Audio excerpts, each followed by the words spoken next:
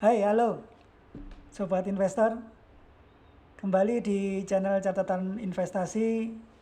Sudah lama saya nggak membuat video dan kali ini saya akan bahas satu emiten yang diabaikan oleh market ya.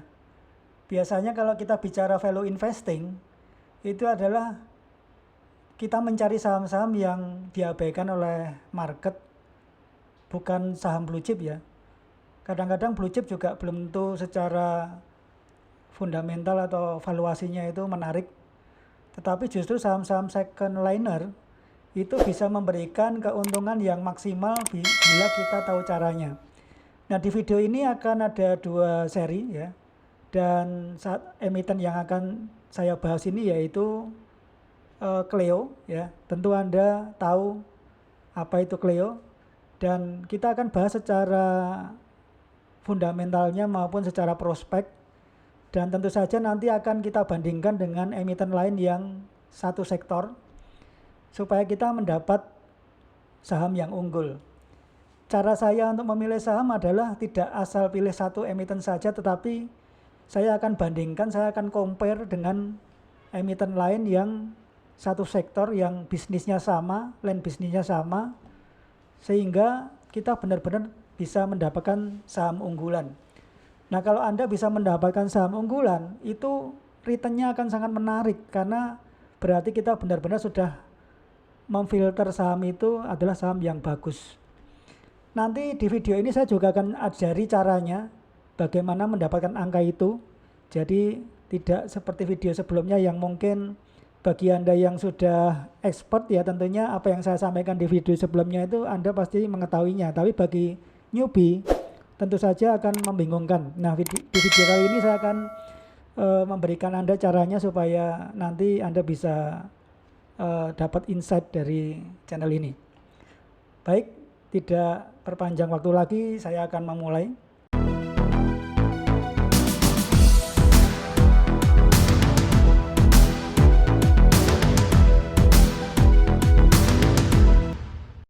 Ini temanya ya, yaitu analisa Cleo, apakah layak investasi. Jadi pertanyaan ini penting supaya kita tidak mendapat saham yang salah ya. Mencari saham itu tidak seperti mencari kucing dalam karung ya, tetapi kita benar-benar punya basic pengertian untuk menganalisa sebelum kita membuat keputusan untuk membeli. Yang pertama-tama tentu saja disclaimer on ini penting karena investor itu perlu mandiri untuk melakukan riset sendiri, itu jauh lebih bagus. Apa yang saya sampaikan di video ini semata-mata untuk edukasi dan tentu saja harapan saya bisa memberikan insight atau wawasan buat Anda. Dan yang perlu dipahami adalah hasil masa kini itu bisa berbeda dengan masa lalu. Mungkin kalau Anda dulu pernah membeli saham ini ada return, belum tentu nanti di masa mendatang saham itu akan terus bagus. Tetapi setidaknya ketika Anda menganalisa dengan benar, maka return kita akan bisa maksimal dan kerugian kita pun juga bisa diminimalkan. Dan penting yaitu keputusan investasi ada di tangan Anda. It's your capital, itu adalah modal Anda. Nah, saya akan mulai dengan profil emiten ya. Cleo itu PT Sariguna Prima Tirta Tbk. Adalah perusahaan consumer good yang didirikan pada tanggal 10 Maret tahun 88. Cukup lama ya berdiri ya, kalau sampai dengan tahun ini sudah kurang lebih 12 tahun. Kalau menurut saya ini cukup eksis ya, perusahaan yang sudah 12 tahun. Lalu Perseroan merupakan bagian dari kelompok usaha Tanobel Food yang memproduksi makanan dan minuman. Kegiatan utama Perseroan adalah sebagai produsen air minum dalam kemasan atau singkatannya AMDK. Ini saya dapatkan dari laporan tahunan teman-teman. Nah, bagaimana kita mencari sumber data laporan tahunan? Anda bisa buka di idx.co.id ya, di bagian perusahaan tercatat. Lalu di sini ada laporan keuangan dan tahunan. Anda pilih yang laporan tahunan ya. Lalu ketik kode emitennya, misalnya Cleo. Dan biasanya laporan terakhir itu adalah tahun lalu ya, karena ini masih tahun 2020 belum tutup tahun. Lalu Anda klik cari, nah di sini sudah ada annual report. Anda bisa baca-baca di situ. Laporan tahunan ini sangat penting buat investor. Sebelum Anda memutuskan untuk beli saham ini, Anda lihat ya, di sini ada banyak sekali poin-poinnya yang perlu kita lihat ya. Mulai dari visi misi perusahaan, kemudian strategi, analisa pembahasan manajemen. Nah, Anda bisa baca-baca, memang laporan tahunan ini cukup panjang, ada triknya untuk kita tidak semua halaman ini kita baca. Nanti di satu kesempatan lain saya akan bahas bagaimana caranya membaca laporan tahunan yang benar. Lanjut lagi ke materi. Nah, ini berikutnya dari profil emiten Clio ya. Clio itu tercatat di Bursa Efek Indonesia per tanggal 5 Mei 2017. Pada saat itu ditawarkan 450 juta lembar atau setara dengan 20,25% dari modal ditempatkan. Dengan harga penawaran pada saat itu yaitu 115 per lembar saham. Ya. Nah, sekarang analisa pertama yaitu analisa kualitatif. Ya. Ini pendekatan saya berusaha untuk mencari keunggulan di laporan tahunan itu, dan dari situ kita akan bisa dapat banyak data maupun fakta, sehingga kita bisa memutuskan bahwa ini perusahaan yang tepat untuk kita berinvestasi. Nah, ini ada beberapa poin ya, setidaknya ada sekitar 8 poin temuan saya ya. Yang pertama, saya melihat itu produk Clio ini cukup dikenal dan memiliki keunggulan. Kenapa? Karena mereka itu menggunakan mesin berteknologi dari USA dan Jerman ya. Analisa pertama ini saya lihat manajemen itu mengutamakan kualitas ya. Nah, ini beberapa diantaranya yang saya catat ya, yaitu kadar kemurnian air dari produksi mereka itu hampir mendekati 100%. Ini cukup tinggi ya. Artinya kualitas produknya itu cukup bagus. Dikatakan di situ 99,99% kadar kemurnian airnya. Lalu kemasan produknya juga bebas bisphenol. Saya kurang paham nih bisphenol ini apa ya, mungkin zat kimia atau apa, yang tentunya akan berpengaruh pada kesehatan manusia yang meminum produk ini ya. Lalu juga mereka punya keunggulan satu-satunya produk galon yang free BPA. Nah, ini keunggulan pertama. Lalu yang kedua, keunggulan perusahaan yaitu memiliki strategi pemasaran yang cukup baik dan tingkat kolektibilitas piutang yang terjaga. Kalau saya lihat rata-rata umur piutang mereka itu 36 hari. Ini satu tingkat umur piutang yang tidak terlalu jelek ya. 36 hari ya, nggak sampai 1,5 bulan ya. Cukup oke lah dengan umur piutang seperti ini ya. Biasanya kita akan pilih perusahaan yang semakin pendek umur piutangnya itu akan semakin bagus. Artinya perusahaan bisa membuat cash flow yang bagus ya. Semakin cepat umur tagihan itu, piutang itu, maka akan berpengaruh ke cash flow perusahaan. Lalu yang ketiga, prospek permintaan masih cukup tinggi. Kenapa? Karena saya melihat di situ hasil produksi 2019 itu mengalami kenaikan yang cukup signifikan. Disebutkan di situ datanya yaitu untuk segmen botol itu meningkat 55%. Ini suatu angka yang cukup tinggi menurut saya. Lalu untuk segmen yang bukan botol itu naik 13%. Ya. Setidaknya ini double digit ya. Lalu Clio ini juga memiliki jaringan distribusi dan pabrik yang cukup luas. Total pabriknya di seluruh Indonesia itu ada 27 pabrik dan 120 depo.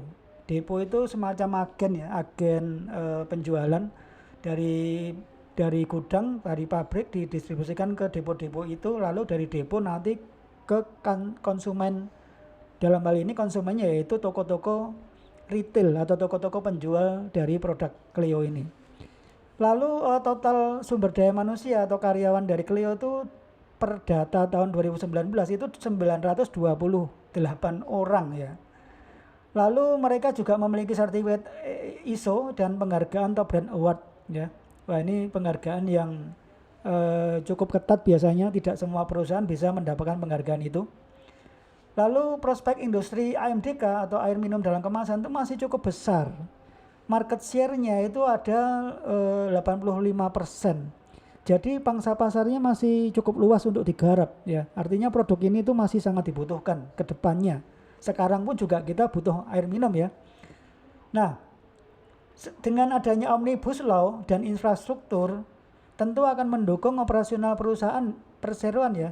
Saat ini Omnibus Law kan jadi mengundang demo ya, tetapi kita lihat sisi positifnya bahwa Omnibus Law yang sudah ditetapkan ini tentu akan mendukung dari emiten ini untuk operasional ke depannya.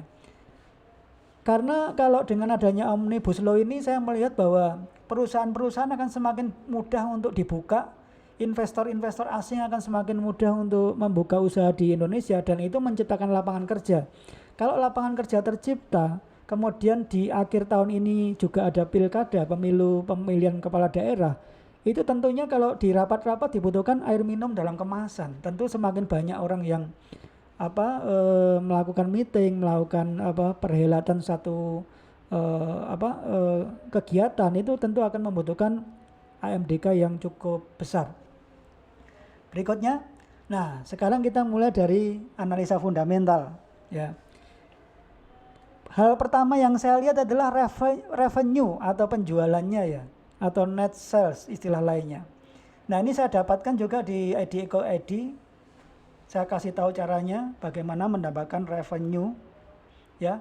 Anda ketik laporan keuangan pilihannya ya, Clio, lalu sekarang tahun 2020 pilih yang triwulan kedua atau laporan keuangan terakhir ya, lalu klik cari. Nah di situ Anda lihat,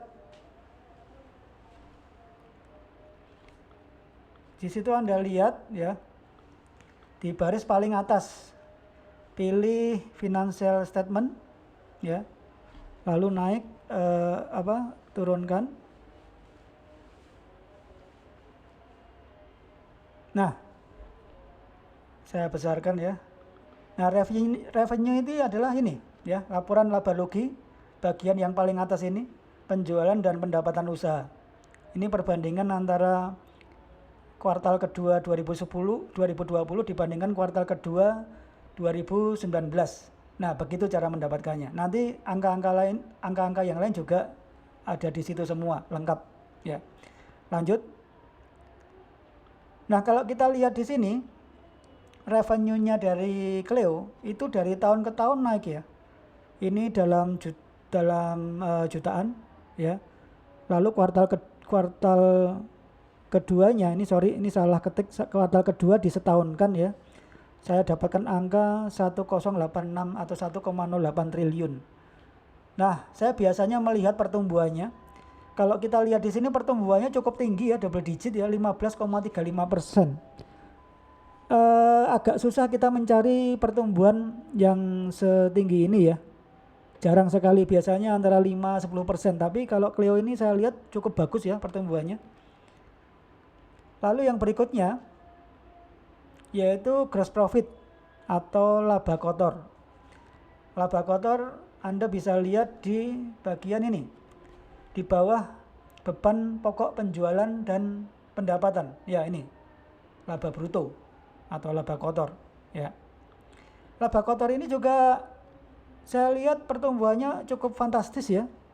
Dari 158 miliar naik ke 225 miliar, naik terus nih. Cukup konsisten juga dia. Kalau yang kuartal keduanya saya setahunkan, itu mendapat angka 426 miliar. Pertumbuhannya selama 5 tahun ini pertumbuhan majemuk ya, bukan pertumbuhan per tahun ya. Bukan pertumbuhan antar tahun, tapi pertumbuhan majemuk selama 5 tahun. Itu annual growth-nya itu 21,94%. Wow, suatu angka yang tinggi nih. Lalu net profit ya, net profit saya juga kasih tahu, net profit itu adalah laba bersih, yaitu ini ya. Ini jumlah laba rugi, yaitu setelah dikurangi pajak ya. Atau Anda juga bisa memakai angka ini, laba rugi yang dapat diatribusikan ke entitas induk, sama aja sih ya. Tapi saya biasanya mengambil angka yang laba rugi ini.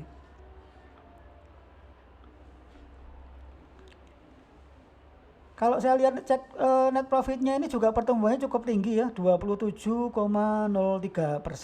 Satu pertumbuhan yang fantastis, dan kita lihat di sini angkanya cukup konsisten ya, kecuali di 2020 karena juga pandemi, tapi ini penurunannya juga tidak drastis ya dibanding dengan sektor lain ya. Sektor consumer goods saat ini menurut saya cukup eksis ya, masih dibutuhkan orang ya. Nah, sekarang kita lihat gross profitnya, analisa fundamental yaitu gross profit margin. Saya biasanya mengambil formula ini dan saya punya ukuran ya. Kalau kita lihat di sini untuk Cleo, dia rata-rata di 30 sampai 40% ya. Di 2010 dia terjadi lonjakan yang cukup tinggi ya, dari 36 ke 43. Ini satu angka yang besar ya. Caranya hanya membagi angka gross profit dibagi revenue ya, gampang seperti itu. Nah, kalau kita lihat di sini gross profitnya meningkat signifikan ya, dan performanya di atas industri. Nah, kenapa saya katakan di atas industri ya? Caranya bagaimana untuk mendapatkan angka di atas industri ini? Dia 43% dan industrinya di sektornya Cleo ini 25,99%. Ini sudah di angka industri ya. Biasanya kalau teman-teman mendapatkan perusahaan seperti ini, jangan diabaikan ya. Ini susah sekali. Caranya adalah saya biasanya mendapatkan di investing.co.id ya. Lalu ketik Cleo. Untuk masuk ke investing ini tidak ini bisa berbayar atau bisa tidak ya. Tapi dengan gratisan Anda juga bisa mendapatkannya ya. Lalu Anda buka di financial rasio ya, di bagian rasio. Nah, ini ya, dia di atas industrinya cari gross margin. Nah ini. Nah, data ini tadi dengan data saya agak berbeda karena ini kan data berjalan ya. Kalau kita lihat per hari ini ya, gross marginnya Cleo itu 40,05%, sedangkan industrinya itu 25,99%. Wow, ini sudah melebihi angka industri ya. Lalu pertumbuhan revenue-nya juga double digit ya. Selama 5 tahun ini Anda perhatikan di 14% CAGR, gross profitnya di 22%, sedangkan formula gross profit margin-nya dia tumbuh sebesar 7%, satu angka yang cukup bagus menurut saya. Lalu pertumbuhan laba kotornya juga cukup bagus ya. Ya, ini pertumbuhan laba kotor 22%, pertumbuhan revenue 14%. Semuanya double digit. Berikutnya untuk analisa fundamental saya juga memperhatikan yaitu debt to equity ratio. Ya, ini penting sekali karena semakin tinggi rasio utang suatu perusahaan, suatu emiten, maka itu akan beresiko jika kita berinvestasi di situ. Kalau Anda lihat di sini ya, debt to equity rasionya itu ada perbaikan ya, dari 134%, 122, 31, wah ini rendah sekali. 62 ya, dia masih stabil ya di 62%. Jadi kalau ini menurun itu bagus ya. Kalau ekuitasnya naik ya, ekuitasnya ini naik terus nih, itu berarti bagus. Ini konsisten naiknya. Kalau ekuitas itu negatif, itu artinya bukan perusahaan yang baik untuk kita berinvestasi ya. Artinya sudah hutangnya melebihi ekuitasnya. Lalu liabilitasnya ini juga masih terjaga ya. Jadi dengan kata lain debt to equity itu adalah ekuitasnya bisa untuk membiayai hutangnya. Hutangnya itu hanya 62% dari modal yang dimiliki perusahaan. Nah, di sini ekuitasnya bertumbuh cukup bagus ya, 33%. Lalu rasio DER-nya juga cukup terjaga di bawah 100%. Saya punya ukuran batasan atau limit, yaitu saya mencari perusahaan-perusahaan yang DER-nya di bawah 100% atau 1 kali ekuitasnya, ya itu maksimal ya. Tentu saja ini angkanya lebih kecil, lebih bagus teman-teman. Nah ini kinerja harganya ya. Saya berlangganan TradingView ya, berlangganan Pro. Kalau sobat investor jadi investor sangat perlu ya, walaupun kita juga bukan orang teknikal, tapi TradingView ini bisa untuk tidak hanya untuk kita melihat chart ya, chart dalam arti menentukan timing entry kita. Nah kalau teman-teman beli di harga perdana saat itu 115 rupiah dan harga saat video ini dibuat 462, maka teman-teman mendapatkan return 32,07%. Ini suatu angka yang besar ya. Deposito aja dapat return cuma 6%, paling tinggi 8%. Tapi ini kita di Cleo ini kita bisa mendapatkan 32% ya. Ini satu angka yang cukup bagus. Nah ini pertanyaan penting buat para investor ya. Pertanyaannya adalah berapa harga wajar Cleo atau berapa nilai intrinsik daripada Cleo. Saya pakai relative valuation ya. Relative valuation itu menilai satu harga itu, satu saham itu murah atau tidaknya dari PER dibanding dengan PBV ya. Nah kalau saya lihat dari angkanya, angka sekarang ya, ini harga sekarang dengan market caps 5,5 triliun ya. Ini net profitnya saya setahunkan ya. Data Q2 disetahunkan mendapat angka ini. Lalu ekuitasnya, kalau ekuitas tidak disetahunkan ya. Nah net profitnya mendapat per lembarnya 11 rupiah dan ekuitasnya 69 dan harga wajarnya itu sudah cukup tinggi sekarang ya. Harga wajar Cleo itu di 228 sampai 280. Jadi kesimpulan saya berdasarkan relative valuation harga Cleo saat ini itu adalah over value atau di atas harga wajarnya. Nah pertanyaannya apakah layak untuk kita investasi sekarang nih? Ya kalau sudah di atas harga wajar seperti ini biasanya agak beresiko ya. Kalau kita bicara value investing, carilah margin of safety ya. Bukan yang minus ya, tapi di atasnya ya. Jadi kalau misalnya harga sekarang ini 100, nah harga wajarnya 280, itu saatnya kita bisa masuk. Tetapi di satu sisi kalau kita lihat saham premium, biasanya kalau memang kinerja perusahaannya bagus, PER sama PBV ini sudah tidak bisa menjadi acuan. Biasanya PER yang tinggi itu bicara tentang perusahaannya bagus ya. Kita lihat BBCA. BBCA itu PER-nya sudah tinggi banget ya. Tapi kenapa orang terus beli saham itu dan harganya terus melambung? Dan saya lihat Cleo ini mungkin bisa jadi ya, ini walaupun bukan kesimpulan final, bisa jadi Cleo ini kalau kita beli sekarang itu harganya masih bisa naik. Saya perhatikan beberapa minggu atau beberapa bulan ini angkanya itu masih naik ya, walaupun sudah di atas harga wajar atau sudah overvalued. Lalu bagaimana harga wajarnya? Saya bandingkan juga dengan formulanya Benjamin Graham ya. Saya juga suka pakai ya. Nah, kalau menurut formulanya Benjamin Graham ini, saya pakai rate BI sekarang, BI sekarang kan di 4% ya. Lalu teman-teman juga obligasi AA ini teman-teman bisa lihat banyak ya di sumbernya. Di BI Go Edi bisa ya. Di situsnya BI, nilai obligasi ya, atau Povindo ya, Povindo juga bisa. Nah ini BI 7D tadi 4% ya. Lalu Anda bisa juga cari di Povindo.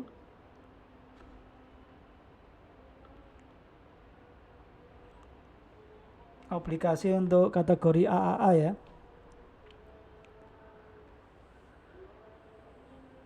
Nah nih, bentar, obligasi.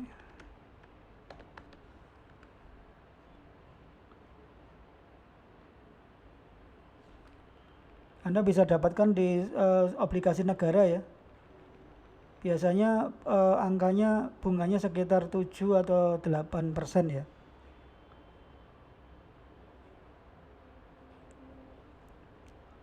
Ya, nanti Anda bisa cari ya. Jadi untuk obligasi AA ini saya pakai 5,7% ya. Lalu ketemu EPS-nya 11 rupiah dan growth-nya. Growth ini Anda bisa lihat di Reuters. Reuters.com. Anda ketik kode emitennya. Lalu ketemulah di bagian growth paling bawah. Ya, ini EPS growth rate. Bisa pakai yang 5 tahun atau yang kalau nggak ada data 5 tahun bisa 3 tahun atau TTM ya. TTM juga boleh. Nah, ini ada nih. EPS growth rate-nya untuk TTM 29,07% ya. Dan itu juga angka berjalan. Pada saat video ini saya buat, growth-nya adalah 21,06%. Lalu formula 8,5 ini adalah formula baku dari formulanya Benjamin Graham ya. Nah, kesimpulan saya dari angka ini juga sama dengan relative valuation, yaitu harga wajar dari Clio adalah 391. Jadi kesimpulannya adalah mahal ya, overvalued. Ya. Lalu saya juga membandingkan dengan rumusnya Peter Lynch. Pakai PEG ratio. PE Anda bisa dapat di RTI atau investing tadi. Lalu EPS growth-nya juga sama, ambil dari Reuters. Ketemulah angka 1,99. Jadi kalau menurut Peter Lynch ini, kalau kita mendapatkan hasil di bawah 1, itu berarti perusahaannya sedang diskon. Ya, harganya masih wajar gitu loh, masih di bawah harga wajar. Tapi kalau sudah di atas 1, itu artinya sahamnya sudah nggak wajar atau sudah mahal gitu ya. Jadi dari 3 formula ini kesimpulannya adalah sama ya, ketemunya sama, yaitu overvalued. Sekali lagi untuk Clio ini menurut saya secara keseluruhan ya, dari analisa prospek tadi kualitatif, dari analisa fundamental itu cukup layak untuk kita berinvestasi karena analisa rasionya cukup bagus ya. Lalu dari valuasinya overvalued ya. Nah, di video selanjutnya nanti kita akan bandingkan dengan emiten yang sama ya, dengan ADES ya. Nanti antara Clio dan ADES bagus mana, saksikan untuk video berikutnya. Dan cukup pemaparan saya mengenai saham Clio ini. Saya berharap bisa menjadi insight buat teman-teman semua yang sedang mencari saham untuk berinvestasi. Sampai jumpa lagi di video berikutnya. Terima kasih sudah menyaksikan channel Catatan Investasi. Jika teman-teman punya pertanyaan, jangan lupa tulis di kolom komentar. Pasti akan saya jawab pertanyaan teman-teman. Dan teman-teman juga bisa juga sampaikan di Instagram channel Catatan Investasi. Terima kasih. Salam happy cuan.